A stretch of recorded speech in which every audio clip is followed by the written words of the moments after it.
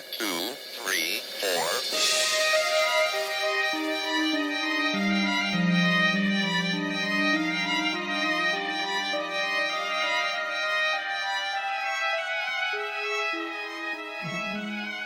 I don't know what I did. That's probably not good. Why am I recording on the bottom? Oh my gosh, you're on the bottom and I'm on the top? What the heck? What is this? All right, guys. Hi, I'm Maddie, and Marie is here. Jeez, This is the new did show. you start it? I don't think you've ever started the recording before. I started it last time, actually, too. But I thought that I would take charge on this one because I am offended that my name comes second now after today. All of a sudden, she's like, wait, why is my name? So we got our new microphones set up, and I'm like, okay, I'm microphone A, which I'm on the left side, and I put her in microphone B because she's on the right side, and to me, that just makes sense. I Right? said, fine, it's just the Marie show. Of 'Cause course then- I'm second. My name comes second in the intro, too. Because then the chords aren't crossing, and she's like, well, wait a second. Why am I in the second slot? And I'm like, I don't know. And she's like, wait a second. Why is your name first? And I'm like, I don't know. Maybe it's because you never start shit. So we'd be sitting around waiting forever for you to be like, hi, guys, I'm Maddie. I will throw my tiger at you. She is on my lap. I will throw her. I will use her as a weapon. She will claw your eyes out. The cat would never. The cat loves me more. And she would never do that to me. But we have our own microphones now. And thank God my face isn't right up next to Maddie's face because I'm pretty sure she didn't brush her teeth today. I have not brushed my teeth today. Ew, really? I was joking. That's so Only gross. 11. I have not You gotten guys, ready. It's 11 o'clock. And not only is it 11 o'clock, but Maddie has actually left the house today. And she has not brushed her teeth. We went to Starbucks in our pajamas and our slippers. I am not in pajamas, actually. I'm in normal clothes. I did go in my slippers, though. And But you showered. I have not done anything today. I yes, have not but gotten I ready. shower every day. I do not. Gross.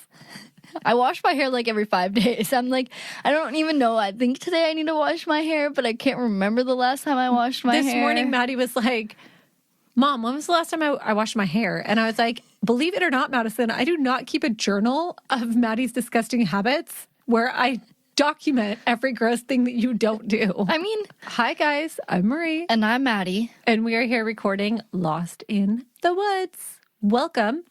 It is, I don't know what day of the week it is, Friday? It's Friday. So today we are bringing you the Jenner Beach murders, which happened in August of 2004. And this was a listener recommendation from Hannah Hoskins. Hi, Hannah. Or also known as our Hiking with Hannah. Or Auntie Hannah. Or Auntie Hannah. Yeah. This story is about Lindsay Cutchell, who's 22. She's from Fresno, Ohio, which is a very small community. She was raised in a very religious home, and her dad is actually a preacher. And Jason Allen, who's 26, from Zeeland, Michigan, which is also a small town, and he was also raised in a very religious household.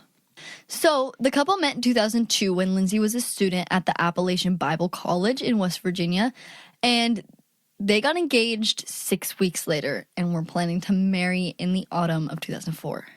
So I get tired of people in 6 weeks. And the shorter span of 6 weeks. The 6 week mark is usually when Maddie's like, No, actually, I'm it's bored. more like the second time I hang out with you. but she'll like drag it out to like 6 weeks. Okay. So Lindsay and Jason were both counselors at the Rock and Water, which is a Christian summer camp in El Dorado County, which is in California. Isn't this the second couple that we've done that has Oh my gosh, it's so funny that you say that. been on a I was Christian- literally going to say, I was going to wait till later, but I was literally going to say this absolutely 100% reminds me of the murder at Thelma Mark Shelter, which we covered a little while back. So this story and this couple remind me a lot of the other one. Hopefully this one doesn't make me cry. So it's pretty sad. So they were at this camp for kids. They were both rafting guides. They enjoyed rock climbing, rafting, camping. They were both very outdoorsy and very adventurous. So they had a little break during their camp, like a weekend, like 3-day break that they were going to have. And they decided that they were going to go on a road trip along the California coast. Basically, the couple wanted to go to San Francisco and they wanted to see some of the coast. But they also had no itinerary set, so nobody knew exactly what their plan was. And that's kind of, they wanted to just like play it by ear, like go on this road trip, like have fun. That's what I would do. We have actually done that. We went to San Francisco on a road trip. Had no idea what we were going to do. Yeah, we just showed up there. We had a hotel, showed up there.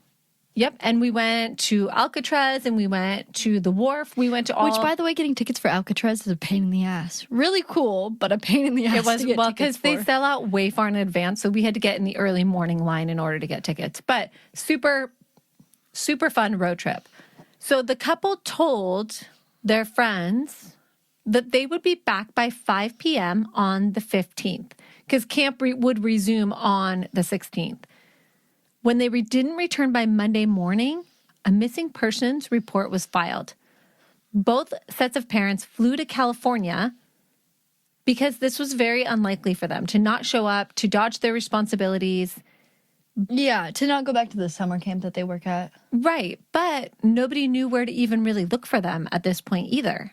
Okay, so on Monday, August 16, Lindsay's mom, Kathy, had just returned from mailing Lindsay and Jason's wedding invitations when she received a call from the camp saying that Jason and Lindsay were missing. No. She said that her heart broke and she immediately knew that something was wrong. Her and her husband flew out on Tuesday and Jason's parents flew out on Wednesday. So this is immediately a huge, huge red flag to everyone in their family. Yeah. So Kathy, which is Lindsay's mom, she calls a friend of Lindsay's who works at her bank, and they were able to track them to San Francisco, where they had bought a miniature bottle of Tabasco sauce at Fisherman's Wharf on Saturday. So that would be the 14th. There was also a transaction for gasoline on Highway 116 in Gurnsville. So we have kind of a direction that we know that they're headed at this point. So on Wednesday, August 18, the sheriff's department was notified of a man stranded on a cliff above Fish Head Beach. They dispatched a helicopter who spotted 2 people in sleeping bags on the beach. When returning, they saw the bags and the people hadn't moved, so it actually landed only to discover that the people in the sleeping bags were dead. It was Lindsay and Jason. They were in sleep clothes and had both been shot in the head. Fuck. So stressful. On Thursday, August 19th, the county sheriff went to deliver the news to the parents of Lindsay and Jason. And they had been staying with the director of the camp that Jason and Lindsay were working for. Yeah, so the fathers met them outside and they were given the news first before delivering the news to their moms. Yeah, I think one of them said something like they knew it wasn't good and they felt like they should take the brunt of it first before delivering it to the moms. So, murder-suicide was ruled out very quickly. They also confirmed that none of their belongings, including their Bibles, had been taken. Their car was also not taken. Neither of them had been sexually assaulted. Both had been shot only once, and there were no signs of a struggle. So Lindsay's car, like we said, wasn't stolen. It was actually parked in a turnout above the beach. There was a wooden hutch there with a visitor logbook. And both Lindsay and Jason signed this logbook. You want to read Lindsay's? The sun is going down in the horizon. All I see is beams shining off the cliff face, and I know that God is awesome. I look around and I see his creations all around me. Lindsay from Ohio. And then Jason wrote, as I stir this mac and cheese, I think to myself, what a wonderful life. I've just spent 2 awesome days with my fiancée, Lindsay. Can life ever be so perfect? Only with a person who is so great. God gives us this privilege in life, and he has given me a wonderful woman to enjoy. Jason from Michigan, August 14, 04. Pictures on their camera showed that they had visited the Golden State Bridge and Alcatraz. But a manager at River's End said that a couple had come in inquiring about renting a cabin or a room, but he didn't have any available. But he was not able to positively identify them from the photo.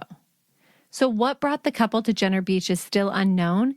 Camping on the beach is technically illegal, but a local may have recommended it. A lot of people do sleep on the beach. There's a huge transient population in this area. It's not like a nice, sandy, beautiful beach like you are probably imagining in your mind. It's a little rocky. The terrain's a little rougher. It's a little more rural than, obviously, they weren't discovered for days and only then by a helicopter, right? Jenner Beach is a state park. And technically, it was Fishhead Beach that they were sleeping on, which was, I think, just north of Jenner Beach. Okay. So it was between Russian Gulch and the mouth of the Russian River, the spot where they were. It is also close to State Route 1, which runs alongside the beach, and drifters and hitchhikers were known to frequent this area. So initially, it was thought that maybe a drifter had killed the couple and then left the area. They dug in the sand at least 18 inches and about 100 square feet of the beach, and they found nothing. They were looking for evidence, anything something, that might, whatever might be in the sand around shell them. casings maybe. Yeah. So it had been windy, and any footprints that were there on the beach were long gone. Not surprising to me. Not surprising at all, yeah. They asked the public for any information about a car with a quirky back window decal spotted in the area. What's a quirky back window decal? What does it mean by quirky? Quirky, like a weird, like something unusual. I'm just so quirky. Look at my back window decal. I wonder, I'm guessing that the witness, couldn't identify what was actually in the window, like what the decal actually was. And so that's why they called it a quirky back window decal instead of, there's no color associated with it. There's no picture associated with it. It's a very interesting way to phrase it. Why are we looking for this car with the... Because a witness had seen it in the area. Oh, okay. Thermal imaging and night vision was used to scan the coastline for possible hideouts or encampments. Yeah, so basically making sure that there's not a cave nearby or people, like homeless or transient people were known in the area to build kind of shelters out of driftwood in the sand where it would be hard to tell what it was without having thermal imaging to determine if there was somebody actually in any of these structures or hiding along the driftwood or living in there. Because where driftwood piles up, you could dig underneath and make yourself a little hidey hole pretty easily. Oh, and they brought in specialists to develop a behavior profile. So they brought in profilers. Mm-hmm. Or a specialist. I don't know what kind of profile. I don't think they're bringing in the FBI or anything, but they brought in specialists. The Behavioral Analysis Unit.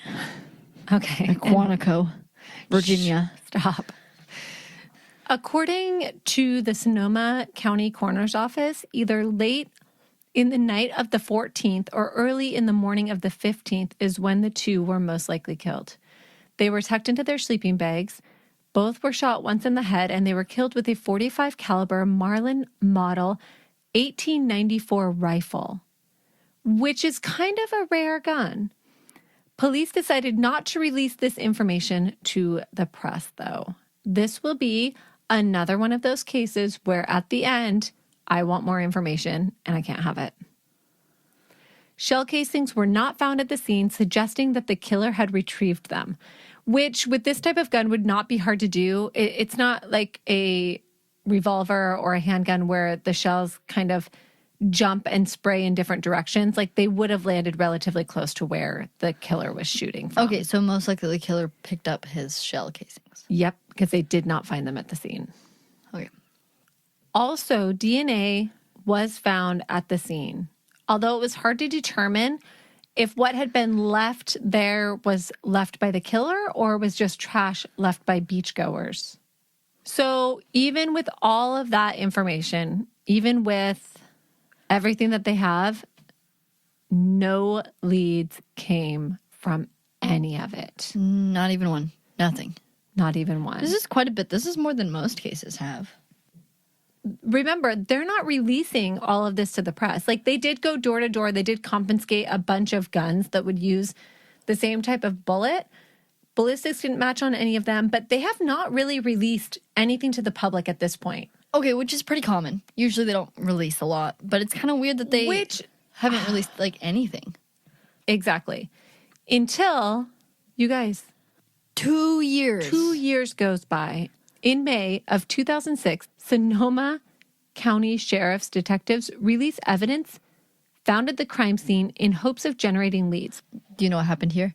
They got nothing for so long that finally they're like, oh, maybe somebody actually would have information. I bet you a new officer took over the cold case. So I feel like this happens for two reasons. One, like Maddie suggested, a new sheriff comes in and is like, we need to do something different. Yeah, new sheriff, new detective, new officers. Right. Or two, new prosecutor. Right? Yeah. Or two, it just sits for so long that they're like, well, we have nothing to lose. We might as well get some of this information out and see if we can generate a lead. In case anybody's wondering, I definitely think 2 years is too long to wait. I 100% I would agree. say let's maybe wait at max like 6 months. Well, here's- at maximum 6 months. Well, here's the thing. We are looking at a very transient area, right? So by not releasing the information of what is found in this area, you are potentially losing your witnesses daily. No, literally, they're probably gone. I bet you someone saw him on the beach. Someone who was just there. Well, and 2 years later, who is going to remember that? I don't even remember. 2 years ago, I was 17.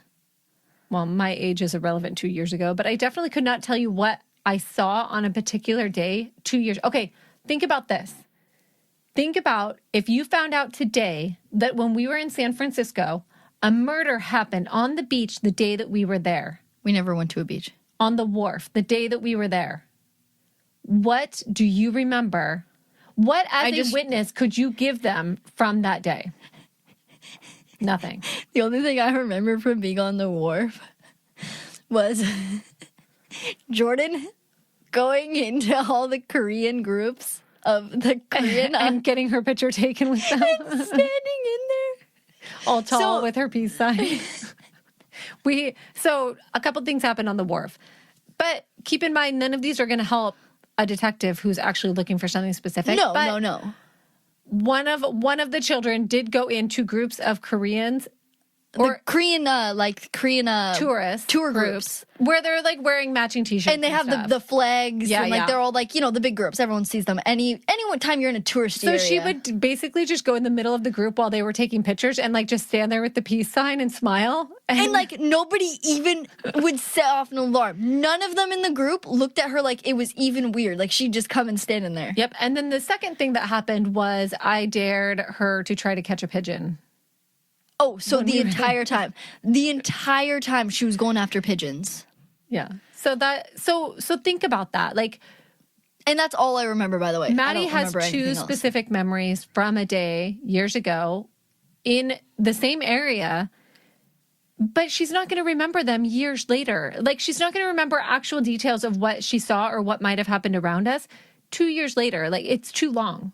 It's too long. It's way too long. I don't remember anything. I don't even remember anything. Okay, so they found poems near the crime scene.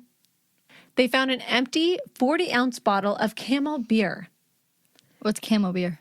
Camel beer is a beer that originates from Wisconsin and is not normally found in this area. Right. So this is a strange thing to be in this area.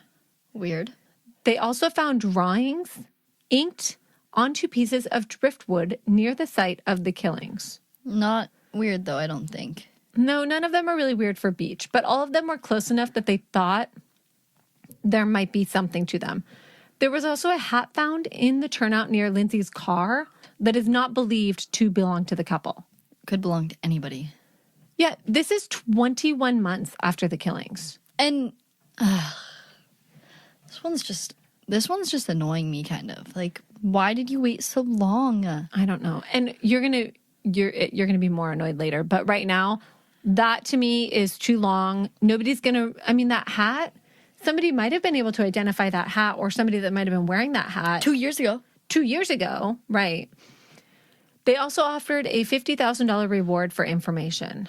Okay, I have a large thing that I think is not good with rewards. False leads, you mean? Is a lot of false leads come out of rewards. I mean, I think it's good because it does, but The only time rewards, because most honest people are going to come forward with information they have, but a reward might draw attention to a case, which is one of the reasons they do it. And two, a reward might initiate somebody who maybe isn't the most honest or isn't interested in dealing with the police to come forward still with that tip. So say you have a friend that told you they murdered 2 people in sleeping bags on a beach, but you're not really friends with that person anymore. And you're like, $50,000? So I get it. if any of my friends kill $50,000, I'm turning in. I'm definitely have turning trips you in. to take. Yeah, I could use $50,000. Okay.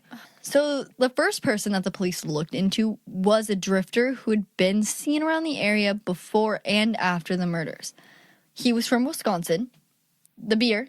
Mm-hmm. So they brought him in and he agreed to do a polygraph test, which he did pass, which we know polygraph test means nothing. But because of this polygraph, he was ruled out. But I'm hoping that it was more than just the polygraph that did rule him out. It has to be, because there's no way that that's going to be the only reason they ruled this guy out. But it was in like 2006. I don't know when polygraphs became inadmissible. I don't know either. inadmissible. Okay. A few days later, a man named Sean Michael Gallen was seen wandering around the beach. He was dressed in camo and carrying a gun. A search of his apartment turned up a 5-gallon tub with matchsticks, ammunition, lead pipes for bombs, fuse cords, and clumps of hair and blood. What in the actual fuck? Wow. So that's not sketchy. They also found numerous dead animals throughout the apartment that he had killed. Imagine his neighbors. Imagine you can smell that apartment from next door. Dude. They also found a cut up shark in his refrigerator. What in the hell is this guy doing? They found weapons buried in various areas. However, a Marlin .45 rifle was not one of them. He was arrested on weapons charges. From jail, he actually called his dad and asked him to get rid of all of his guns, which he did. By the way, if someone from prison calls you, your conversation is recorded and they can hear you. And they can use it against you in a court of law. So maybe... Another suspect was Joseph Henry Burgess.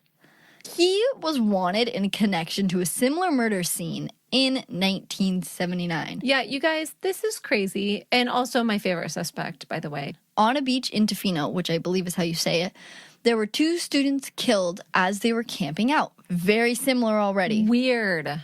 Already similar.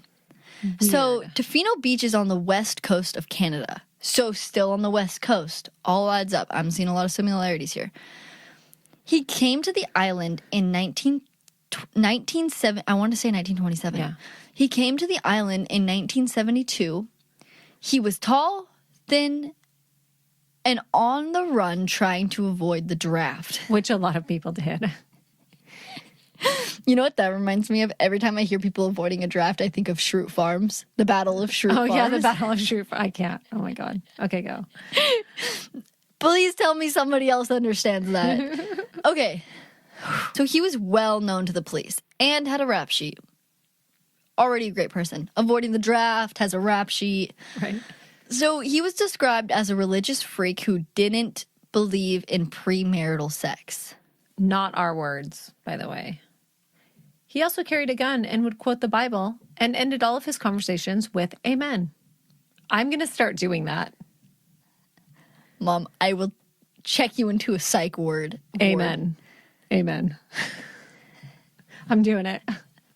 So he called himself Job and referred to himself as a prophet from God. Yeah, so Job was a very wealthy man in the Bible. He was always careful to avoid doing evil, and God allowed Satan to torment Job and test him, but he forbade Satan to actually kill him. While at Tofino Beach, he complained about the new couple around. They were young and deeply Christian, but unmarried. And Burgess did not approve of them being together. Yeah, and this was he didn't approve of them having premarital sex situation. Anne Durant and Leif Carlson. So they were found shot to death in their sleeping bags, and they were both shot in the head. Now, does this sound familiar to anyone else? And then a trail of Burgess's belongings were found leading away from the crime, including his Canadian health card, a picture of him flashing the peace sign, and his Bible. He had been on the run since the killings. An international warrant was issued for his arrest, but he was not found. So, in 2004, a police officer saw the news footage on the Jenner Beach murders. Yeah, so he called the Sonoma County Sheriff's Department because he thought that maybe Burgess had headed back to the U.S. in 1977 or after 1977 when Jimmy Carter granted blanket immunity to draft dodgers because they have their crime and all of a sudden there's another killing in California that's very similar. On July 16th, 2009, police responded to a break-in at a cabin. So this was in the remote Jemez Mountains of New Mexico. The police are searching this cabin, and a man suddenly appears through an unlocked window. Bad timing. Really bad timing. So they were able to put handcuffs on him, but he was still able to remove a gun from his waistband and shoot the officer. Return fire killed him, and the officer also died. So that escalated fast. He was the Cookie Bandit, a man who had been breaking into cabins for around 10 years and was known to steal clothes, food, and cookies. Well, and I think he's the Cookie Bandit because he doesn't really take anything super valuable. He tends to steal things that are more necessary to survival. So I think that's why he received such a benign name. When they ran his prints, they discovered it was 62-year-old drifter Joseph Burgess. So if he made his way from Canada to New Mexico, definitely probably would have went through California. Maybe in 2004. I don't know. So his DNA was tested, but did not match any DNA that was found at the scene. But remember, we don't know if that DNA or those items came from the killer or just happened to already be on the beach. True. Because if the killer's going to shoot them and then pick up his shell casings, I'm guessing he's not going to leave his trash laying about. True.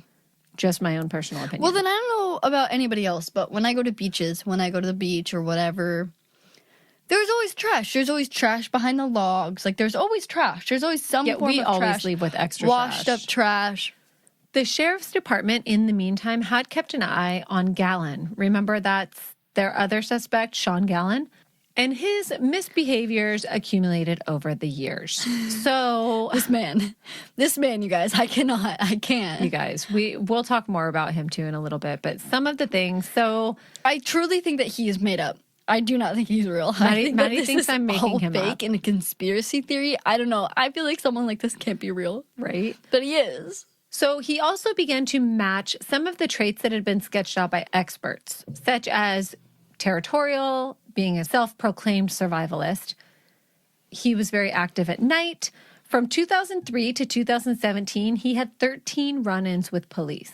I don't know about you guys, but I do not have 13 run-ins with the police. Does getting pulled over count? Because I might. I think those might count. You might be screwed. Shit. I don't want to know how many times don't know. my name has come up. About anybody else, but my mother gets pulled over more than anybody I know. You need one of those police radars in your car. And I literally drive a mom silver SUV. I'm not even driving like a nice car or like a teenage car or like a drug dealer car like Maddie. Like I am driving an old lady car. Yeah, but you do drive a big car and you do speed a lot, so maybe that draws more attention. I feel like we speed just the same amount. I might even speed more than you, but you get pulled over more than I do. And you're in the drug dealer car with And the I tinted do windows. have a drug dealer car. Every time I'm in a parking lot or anytime a cop is behind me, they pull up and definitely run my plates every time. Or like, Yeah, I hear about it all the time. well, they're like, they sit there and I can see them like typing on their computer, staring at my car as I'm pumping gas. And by the I'm way, like, her car's in my name, not hers. So really, They're running plates and they're like, oh, it's this Marie character again. Great. Cool. And the worst part is that now I look like you too. So the photo that pops up, they're like, oh, it's Marie. Or the other day when I went into the Thai place that you guys always go to, Oh, yeah. and I was like, I didn't know what name it was under. So I was like, when I went to go pick up the food, I was like, Marie? I have an order for Marie. And he was like, no, what's any other names? I was like, Chris? I'm like guessing names of our family members because I don't know who put the order in. I was just told to pick it up. I don't know what name it's under. And then he hands me the food and he was like, yes. And then asked me the last name, told him the last name, whatever. And then he was like, goodbye, Marie. It's like, Yeah. have a good one. I'm gonna walk away. So either you look old or I look young. I don't know. And then Phoenix thought it was hilarious. And I was like, they thought I was mom in the store. She was like, no way. Which isn't really that crazy when you think about it, but to a 5-year-old, that's insane. It's insane, yeah. Okay, so 13 run-ins. He was arrested repeatedly and was convicted of assault, weapons charges, and theft in this time frame. He was known for walking around with a handmade bow and arrow, which he also used to hunt for food. In 2009, he was arrested for shooting a man with an arrow through his convertible car soft top. The man did survive, but he was shot in the head For no reason. He then fled, initiating a 29-hour standoff at the Gallen family home, where police believed he had barricaded himself inside. But he wasn't even there. He had fled to a nearby grove and had hid out for 5 weeks using his survival skills before turning himself in. 30-hour standoff and he wasn't even in the house, you guys. Do you think they're just like sitting there with their bullhorn, like talking to the house, like, please come out, Sean. We want to see your homemade weapons. Come show us. He shot a man in the head with a homemade bow and arrow. He was probably a LARPer. Okay. On March 5, 2009, he turned himself in. He was convicted in 2010 and paroled the next year. Oh, don't worry. I'm not a threat. I'm not a threat to the public, to anybody and myself. Don't worry, guys. He isn't allowed to have guns anymore because that will stop him. Although after his release, he was charged for other small crimes like possession, theft, drunk driving, and hunting without proper paperwork. He's not allowed to have guns, but don't worry. He made his own fucking bow and arrow and shot somebody. And they're just like, don't let him get guns. Yeah. That'll solve it. Jesus, I cannot believe this man is real. He's real, all right. Okay, so in 2013, David Gallen. This is Sean's dad. Okay, he saw a flyer asking for the public's help in finding a murder weapon tied to the Fish Head Beach murders. Or the Jenner Beach murders. Either one. He confronted his son, sensed that one of the weapons that he had asked him to destroy years earlier for his son matched the weapon. Yeah, and sadly, shortly after this, David Gallen actually committed suicide. The death of his father seemed to have a profound effect on Sean, who already seemed to be a little bit unstable. A little bit? Okay. So by 2014, there was one single investigator working on this case. Yeah, so 2014, we're getting cold at this point, right? We're 10 years past. Yeah, I mean, it's not surprising that they only have one investigator working on this case because they probably this was a really big case. They probably still have tips coming in from time to time. In August 2014, the 10-year anniversary, Lindsay's family held a vigil on the beach where the couple had died, and about 60 family and friends flew in for the event. It was really cool, too. They did all of this, like, sand art that was really pretty. Fast forward to the spring of 2017. So we are, 13 years cold now? So in 2017 is when one of our suspects, Sean Gallen, comes a little unglued. So in March of 2017, Gallen shot and killed his younger brother, Seamus. He claimed that it was over a childhood grudge that his brother was holding. So he shot him with an AR-15 assault rifle. So his mother called the police and Sean took off in his van. Police tracked him to a convenience store close by and he was taken into custody without incident. He was booked into Sonoma County Jail on March 25th. Police took this chance to ask Gallen about the Jenner Beach murders, And he claimed that he had nothing to do with them. Yeah, but then in April, he sent a note to detectives saying that he wanted to talk. Following this conversation, on May 1, police searched an dense area around Sonoma Beach. However, we never hear if anything came from that.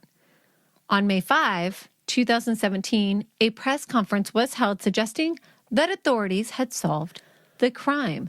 They announced that Sean Gallen, who is now 38, was arrested for the murder of his brother. He had shot and killed him at their home that they shared with their mother.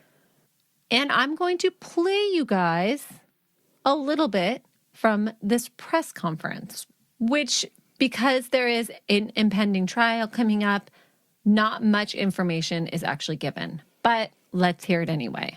I'm pleased to announce today that the Sheriff's Office has made a major breakthrough in the investigation surrounding the murders of Jason Allen and Lindsay Cutchell that took place in August of 2004 in Jenner.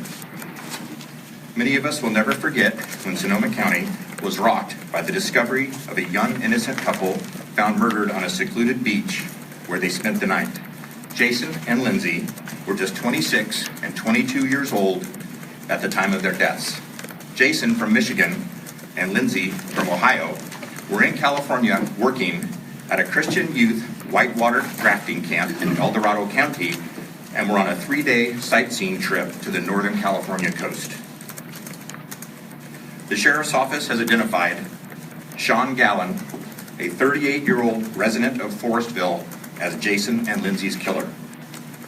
Gallen was recently arrested for the murder of his brother in their Forestville home. Gallen is well known to Sheriff's Office investigators, and early on in the Jenner murder investigation, Gallen was a person of interest, and detectives never ruled him out as a possible suspect. Upon Gallen's arrest for the murder of his brother, Sheriff's Office detectives took another opportunity to talk to him about the murders in Jenner. Gallen made statements to the detectives with new information and additional investigative leads into the case. He had information about the killings that no other person could have known, and we have located evidence that corroborates his statement. Based on what detectives have been able to learn, we feel confident that we have Jason and Lindsay's killer in custody. Sheriff's Office detectives are continuing to follow up leads and are working hard to complete this investigation. We will be presenting our report to the District Attorney's Office in the near future. However, we are still encouraging anyone with information about this case or Sean Gallen to contact our detectives. For that reason, we are releasing a photo of Sean Gallen. Okay, so that was the press conference. Basically, they're saying that Gallen had information that only the killer would have and that they found corroborating evidence to support his claims. I would like to know what this evidence is. I want to know what does he know? Well, because we never hear about DNA testing being done. We No. never hear about results from anything like that. So I would like to know what evidence he brought forward. And we'll talk about that a little bit here in a bit as well. So they do say that they're confident that they have Lindsay and Jason's killer.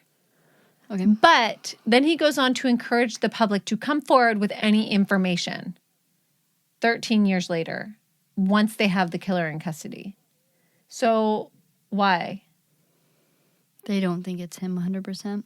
Well, no, I don't think it's that. I think that they are looking for more evidence. Because remember, they've got a trial coming up on this. So my thought is that their evidence isn't strong enough to convict him. Exactly. Gallen's attorney said that he was being held in a part of prison for inmates with mental health issues and that he was very distraught over the death of his brother and had probably given information to the police that wasn't true.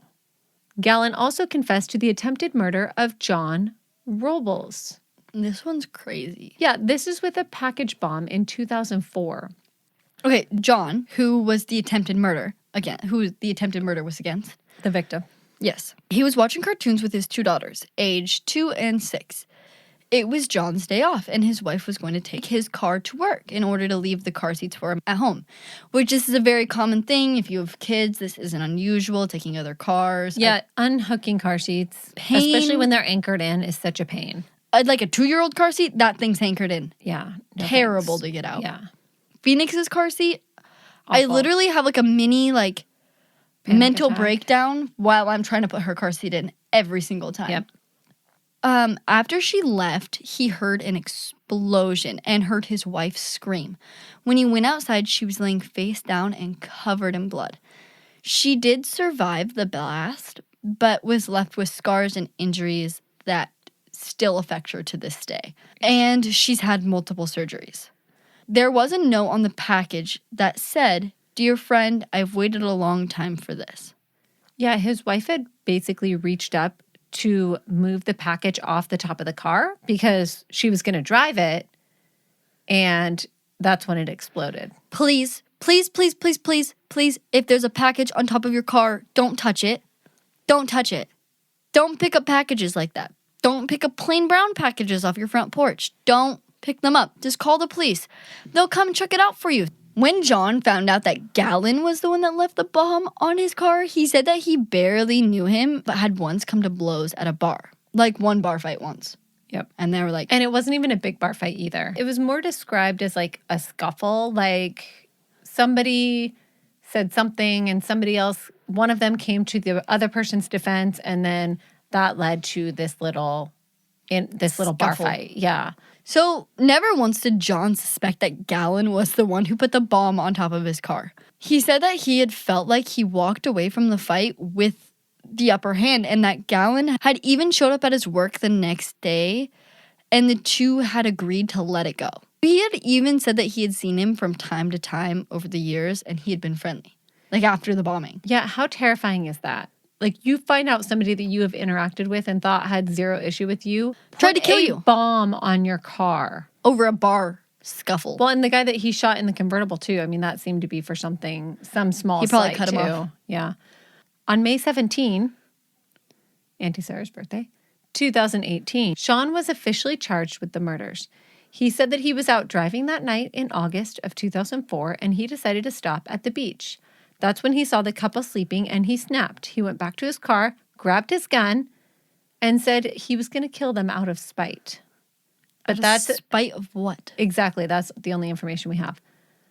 When Lindsay's mom heard the news of who had murdered her daughter, she sent him a Bible in prison.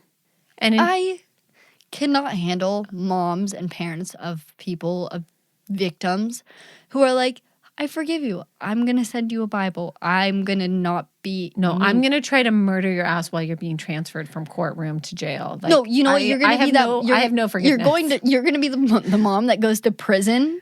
Worth it. Worth it.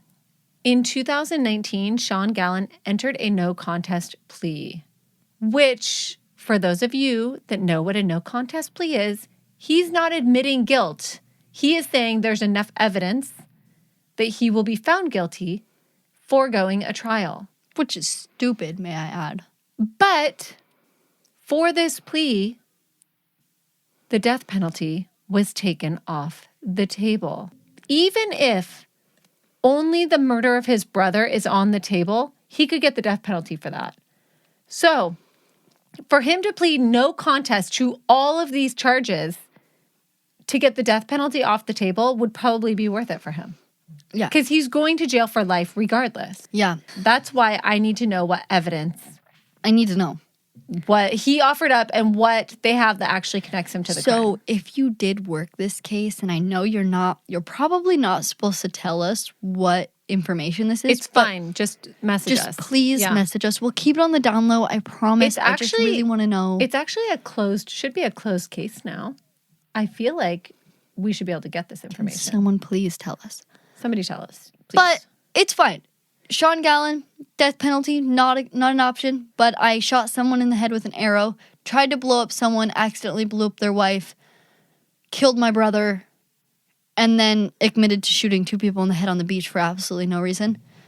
Yeah, so he was sentenced to 3 consecutive life sentences without the possibility of parole. At the hearing, Lindsay's mother brought the wedding dress that she was supposed to wear, but would not because she was killed 1 month before her wedding.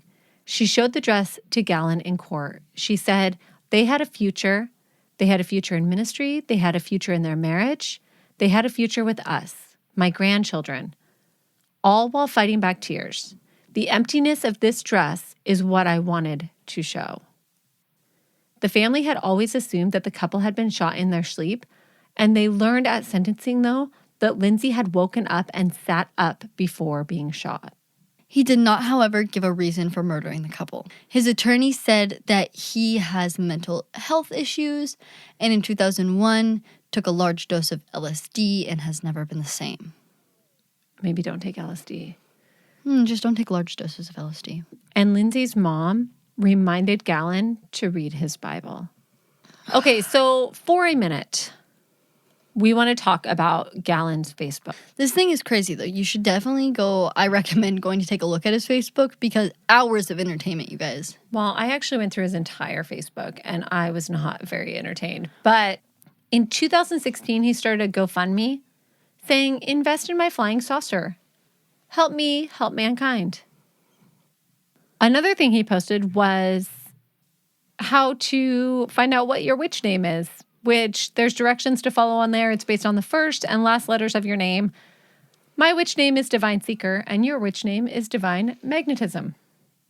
So congratulations on that. When I become a witch, I will be Divine Magnetism. Perfect. He's also wearing a gas mask in some pictures and sporting his homemade weapons. He also posts a little thing about how he loves the song Earth Angel, which I made Madison listen to yesterday. Mm-hmm. Earth Angel, Earth Angel. He wrote in captions, I love this song. And did you know that you can make fire with a lemon? Because he posted directions on that as well. Now here is where it gets weird. On March 24, which is the day That he killed his little brother. that he murders his little brother, he posted 11 very strange posts. On The Facebook. first one, and these are update statuses. So he's writing these on his Facebook. Number 1, writes sex with me. Number 2, writes sex with your places. Number 3, likes sex for free. Number 4, say writes sex with your places. Writes sex with me. In parentheses. Number 5, likes sex for free. Number 6, writes sex with your places. A different rights. Number 7, writes sex with me.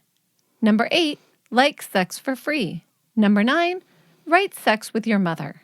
Number 10, likes sex for the body. Number 11, say mega mother dirthert.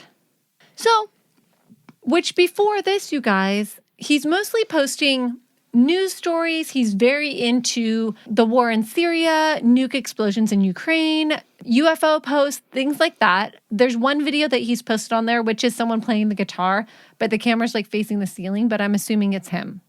So maybe he played the guitar as well. but we're not quite sure what these posts even mean.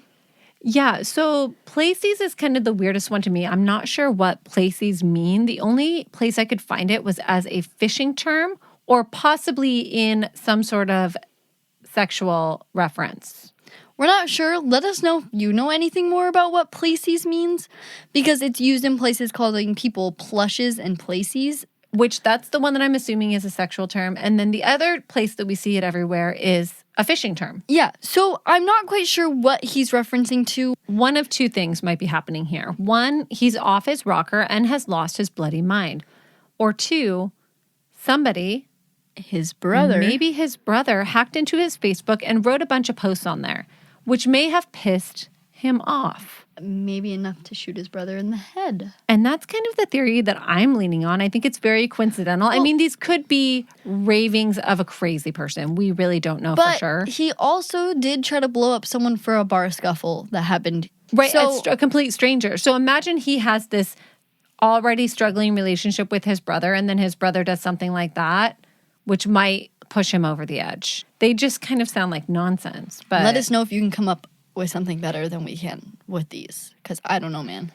So the family has said that they have relied heavily on their faith throughout this entire tragedy, but they are very glad that their children's killer has been caught. According to an article in the Sonoma magazine, the family talked about their grief and their healing. Both mothers say that they were unable to enter their children's rooms for several years after their deaths. For nearly 3 years, Chris Cutshall, so Lindsay's dad, would periodically find himself flat on the floor sobbing. Bob Allen, so Jason's dad, would think of hunting with his son, and the loss would hit him in the gut. Jason was an excellent shot, he would say with pride. For all the prayers, for all the faith, the pain still arrives. Mother's Day, birthdays, holidays, on any day, really. Bob said, "We don't hold any anger or bitterness to this person. We know this person is a lost soul." God. Jason and Lindsay were cremated and buried together in the same casket. So that is the story of the Jenner Beach murders. So let us know what you guys think. I do think that there's a huge sense of relief from the community, from everyone, that this murder has finally been solved. After so much time. It was a long, long time coming. So let us know your theories and come on over and check us out on our Patreon for our bunker talk on this episode. Yeah, check us out on Instagram. Follow the Twitter if you want to see me run a social media account. Oh, and we have a new Patreon. Oh, yay. Oh, we have 2 new ones. Oh, awesome. That makes Awesome. So we have Janet Tanner. Thanks, Janet, and welcome. And then we also have Michael Hansen. Hi, Michael. Michael Hansen? Yeah, that's what it says. Where? Right there, Michael Hansen. The top of it says Ann Hansen. Sorry. I was like, I'm looking at the name at the top and it says Ann Hansen. She's saying Michael Hansen. And I'm like, what the actual hell are you talking about? Okay, so it's Anna Hansen, but the address is under Michael. So it confused me for a second. But hi, Anna. Thank you so much and welcome. Oh, and thank you for being so patient, you guys, and not yelling at us for having no episode last week. We took our 1 week off to catch up. So, yeah, come check out our Patreon. Come check out our bunker talks. Come check out our extra episodes and our hiking with Hannahs. We have all sorts of fun stuff on our Patreon. Please go check out our Patreon. Please. Please, please, please, please, please help us out. Please help Marie out, especially. She does everything. She edits this. She probably spends over 10 plus hours a day doing this podcast. Not quite, but it's a lot. I do spend a lot of time. You were up at 4 a.m. the other day. I was up at 4 a.m. the other day. So yeah, come and check it out. We really appreciate you guys. You guys are amazing. Thank you everybody for listening. And let us know what you think of our new mic setup. Hopefully nothing sounds was better. Yeah, hopefully nothing was wonky in this. We're still figuring it out. So yeah, let us know if it sounds better. Let us know what you guys want to hear on Patreon. Let us know.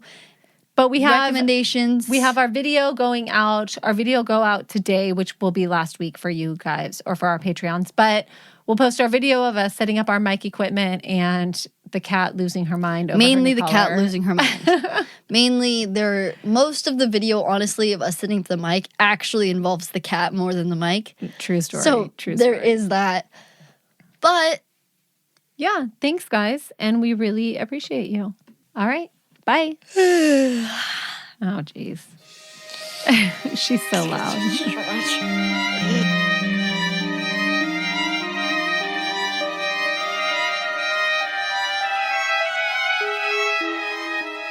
Oh, do not go to Grandma's lap. You're staying with me. So Maddie you really dare. wants the cat to record with us like all the time. So she'll bring the cat in here, and then within like 5 minutes, the cat is climbing on the walls, climbing on her, trying to get on my lap, and she's like threatening her right now. Don't you dare. If you're part of our Patreon, you will also see the video that we will post. And there's a lot of clips of Delilah because we were trying to set up the microphone and I brought the cat in here thinking it would be a good idea. Wait, you guys, it's so much worse than that. So we came in here today with our coffee and our breakfast sandwiches to set up the new microphone. I tried to make Maddie do it first, and that I was too slow. So I got She's like, I booted thought out. you were going to make me do it. And I'm like, you're moving like a snail. Like, I also got distracted by the cat, so I did like step away from setting it up to go play with my cat. so it took me about 5 minutes to set up the entire microphone, where it would have been about 25 or 30 if Maddie had done it. On another note, though, my cat is suicidal because she decided she wanted up on one of the high shelves in the bunker because there's like built-in shelves. We also posted a video of our bunker a little bit too. So Yes, and then she tried to jump off of it, like tried to move shelf to shelf, but it didn't work, and she fell, and she was going to hit her face, but like I caught her by the hips. And maybe it's a kitten thing, because I remember my cats when I was little never really getting themselves into situations that they couldn't get out of. But I feel like Delilah, she actually got her head stuck under my dresser today.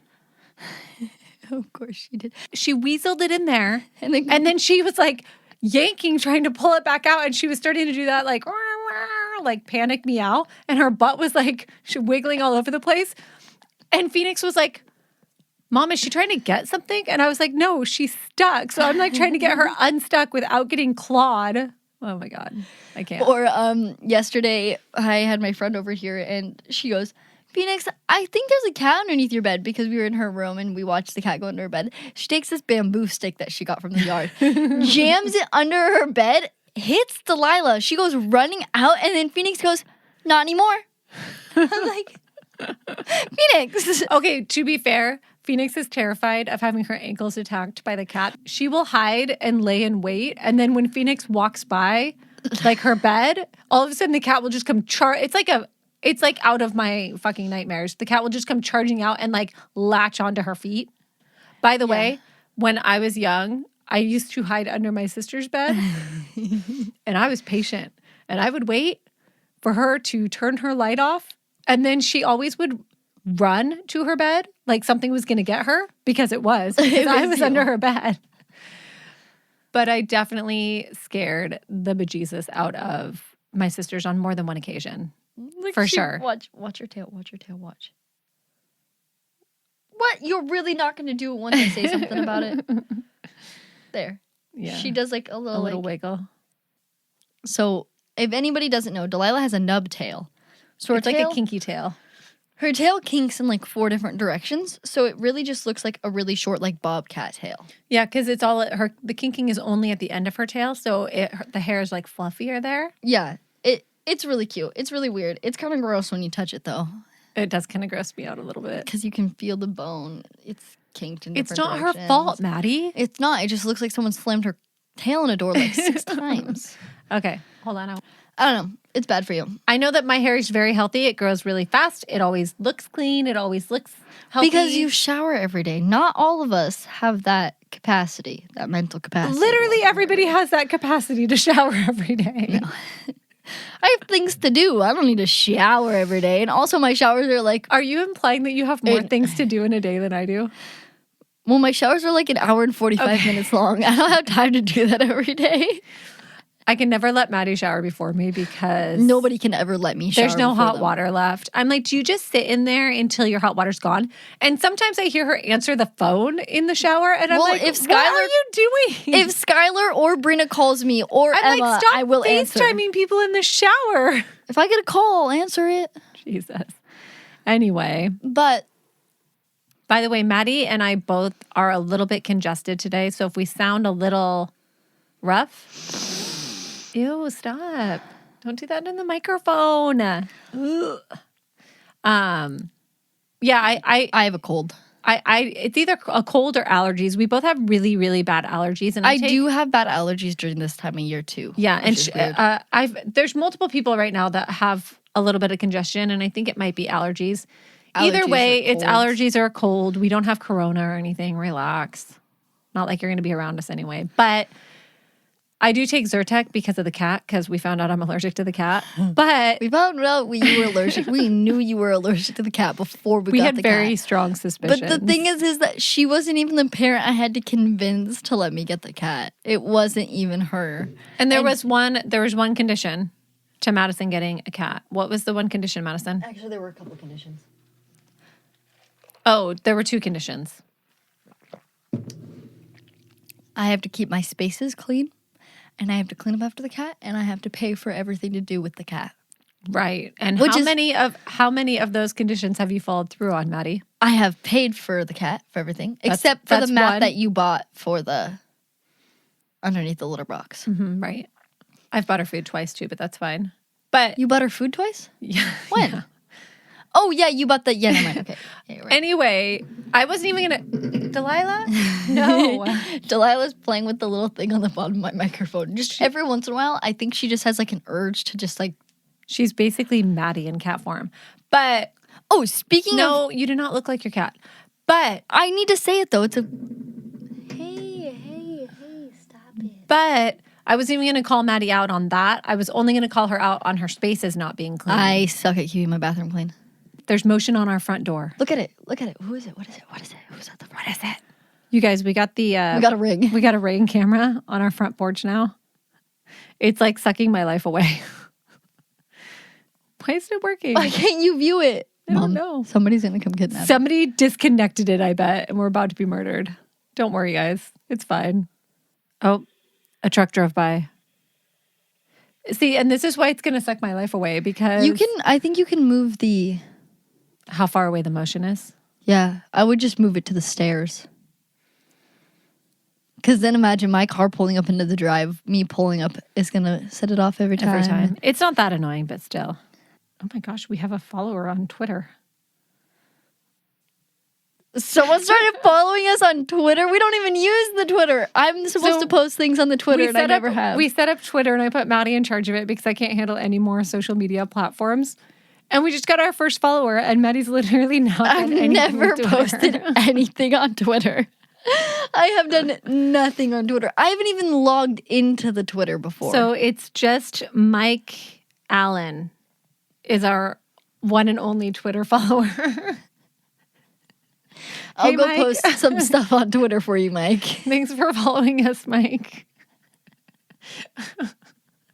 Well, I Anyway. guess now I have to log into the Lost and the. We just literally made the Twitter so we could have the Twitter if we wanted it. Oh, Lost in the Woods podcast at Marie and Maddie. So our handle is Marie and Maddie, Okay, and it's Lost in the Woods podcast.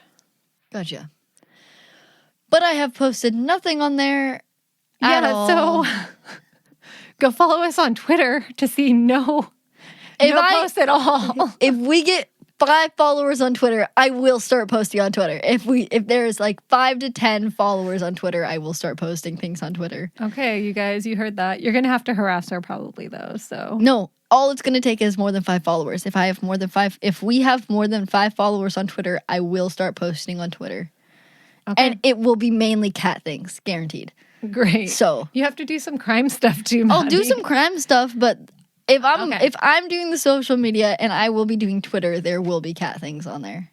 Our Naturally. Twitter might just turn into Delilah's Twitter. It's gonna be Delilah's Twitter. Okay.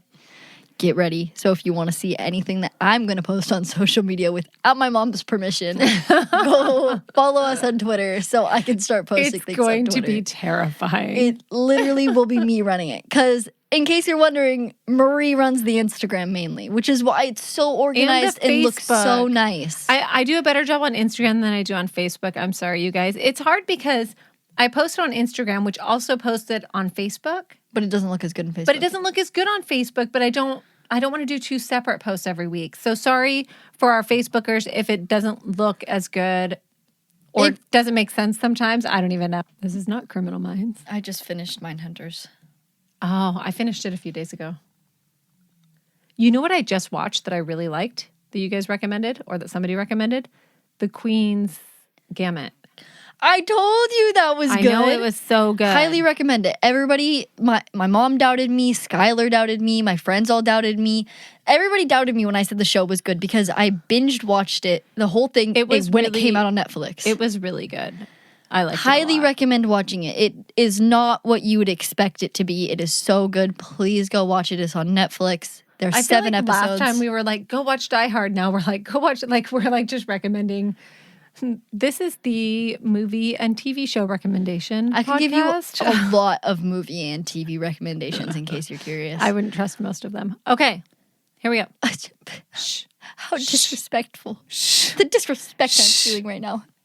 She's hitting me. She Someone won't- call child She services. won't shut up. You're not a child anymore. It's just a DV assault. It's not a funny joke anymore. DV4. Every time she used to hit me, I used to be like, someone called child services, but now it doesn't work anymore because I'm an adult.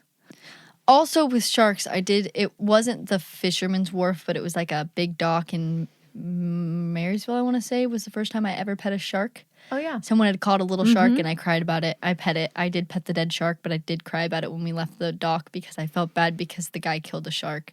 Yep. And I felt really bad about it. And little 7-year-old me cried about it. I don't cry very much.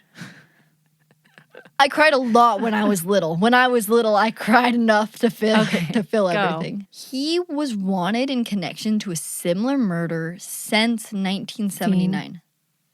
What? Murder scene in 1979. Not since. Similar murder scene.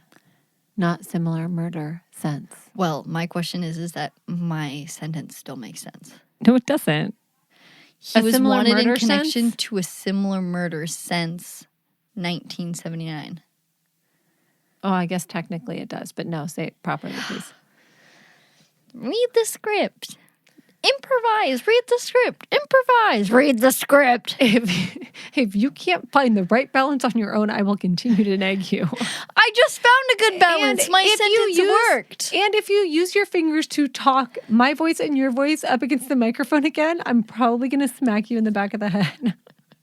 Oh, yeah, by the way, I was using my hands as little puppets, like yelling at each other why I did that. But, Jesus. Okay. I just ate lunch. Can I please make popcorn with Lulu? Because I just ate lunch. Aren't you not hungry, though, because you just ate lunch? Yeah, So why but do I'm you... hungry for popcorn. Oh, is that how it works? You're not hungry, but Yeah. you can always eat popcorn? What kind are you going to make, regular or kettle corn? I don't know. Probably regular. No, I want regular, not kettle corn, Lulu. You can have kettle corn, I can have buttercorn. Okay, we buttercorn. We are not making two types of popcorn, but listen. Yes, you guys can make popcorn. Yay! Enjoy. Yay! Yay! Yay! Okay, get out. Some random person. Let me look. It looked like she threw something on our porch. I want to watch it. So, motion was detected, which this is the sound we just heard, is a lady that has some kind of round object, looked like maybe a newspaper. Maybe it's a bomb. She is struggling To get up our stairs. to walk up our stairs. She walks halfway up the stairs, And then throws it. throws it. She does not look like a delivery person. She did not take a picture of the package. Okay, so it was a package. It was our razors from Harry's. But my paranoia is at like an all-time happiness right now because when I hear a noise or hear somebody on the front steps, I can pull up my phone and see who's at our front porch. I was really surprised to see the Ring camera. I came home after like 2 days of not being here, and there was just a ring. I was like, oh, okay. That's cool. It's probably not good for my mental stability, but whatever, it's fine.